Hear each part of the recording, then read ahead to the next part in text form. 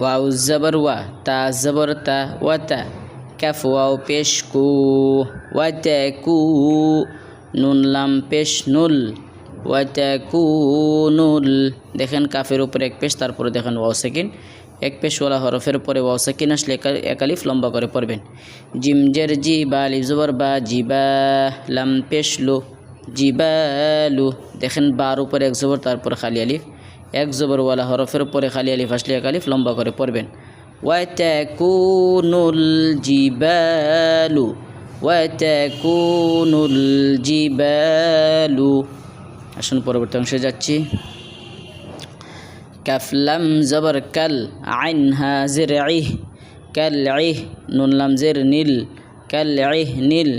মিম নুন জবর মাও, ফা ওয়াও পেশ ফু, মাও ফু, শিন জের শি, মাও ফু শি।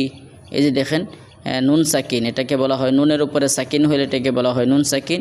নুন সাকিনের পরে যে হরফটা আসছে ফা, ফাটা হলো ইখফার হরফ। নুন সাকিনের পরে ইখফার হরফ আসলে আপনি নুন সাকিনটাকে গুণনা করে পড়বেন, মাফুশি।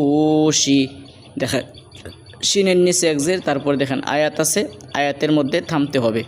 তো এক জেরওয়ালা হরফের উপরে থামার নিয়ম হইল এক জেরওয়ালা হরফ থেকে এক জেরকে ফেলে দিয়ে সাকিন দিবেন। এখানে দেখেন শিনের নিচে এক জের হয়েছে, আমরা শিনের উপরে থামবো, থামার কারণে শিন থেকে জেরটাকে ফেলে দিয়ে সাকিন দিব।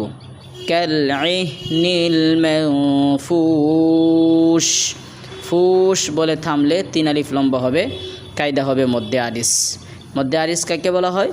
ওয়াওটা হলো মদের হরফ। দেখেন মদের হরফের পরে থামার কারণে সাকিন হইলে মদের হরফটাকে তিন আলিফ লম্বা করে পড়তে হয়, সেই কায়দার নাম হলো মধ্যে আরিস। কালইহনিল মানফুশ।